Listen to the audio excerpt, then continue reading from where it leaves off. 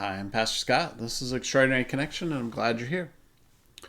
Have you ever heard of the Humane Society? I don't mean the organization that helps cats and dogs and other pets, but the original Massachusetts Humane Society.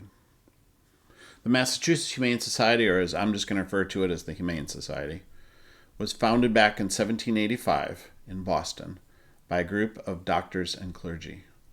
And their goal was to help those that were shipwrecked reach the shore safely. Shipwrecks were a common problem in the 18th century. The boats were made of wood, of course, but they had inadequate lifeboats for the number of people on board, and the North Atlantic Ocean can be a rather inhospitable place.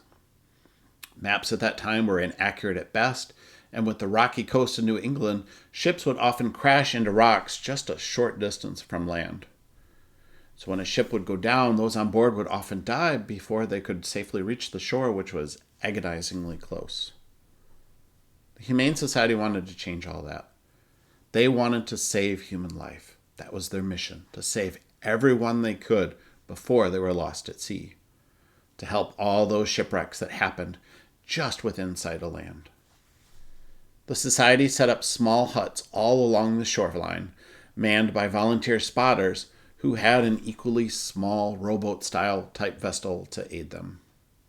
And when the spotters spotted a shipwreck, the volunteers would risk their lives to head out into the ocean, sometimes in the middle of a storm, in their tiny watercraft to save as many people as they could. The Humane Society at its peak had 92 huts set up along the Atlantic coast to help those in need. I couldn't find any accurate counts of the lives saved by the Humane Society, but if they saved just one life, I think their mission was a success, don't you? The Humane Society served the New England coast for just over 100 years before they were replaced by the Coast Guard. The United States, seeing what the Humane Society had done and the good work they did, formed a branch of the military to offer those same type of rescue services to boaters around all the shores in the U.S. A curious thing happened, though, to the Humane Society after the Coast Guard was formed. Some members who wanted to keep performing rescue services went and joined the Coast Guard, but most members just stayed in the Humane Society. And the society really ceased trying to make a difference in the world. They stopped the ocean rescue missions, leaving it up to the professionals. And they pretty much stopped everything. And the only thing the society did was be a society. The organization became a social club instead of a group with a mission. Their sense of urgency and passion for life was replaced by dinners and coffee and group chats. And if you want, you can still join the Massachusetts Humane Society today. What do you get when you join? Well, you get membership in a club, invitation to the dinners, and that's about it. They lost their zeal for their mission. They lost their passion for saving human lives. So the Humane Society got me thinking, how do you view your connection to the church? As a club or as a church? Is church a place where you go and meet your friends and have a cup of coffee and maybe an occasional dinner, and that's where it all ends? Or is church a place where lives are saved, where lives are changed, where there is a mission and a passion to reach out to those drowning and alone in the world? Are you personally being transformed by your church? Are you going on to perfection and love? Are you bringing that passion for life-changing, radical living, saving love out into the world?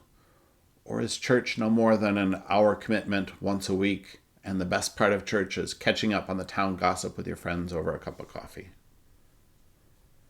When Jesus left, he gave his disciples what we call the Great Commission, to go out into the world and to make disciples of all nations, baptizing them in the name of the Father, and of the Son, and the Holy Spirit, and to teach them everything that I, Jesus, have commanded you. That comes from Matthew chapter 28. Jesus gave his church a mission to rescue others, to teach a new and better way to live, a life filled with love, charity, and compassion. Jesus wanted his disciples to be filled with a zeal to go out and help others.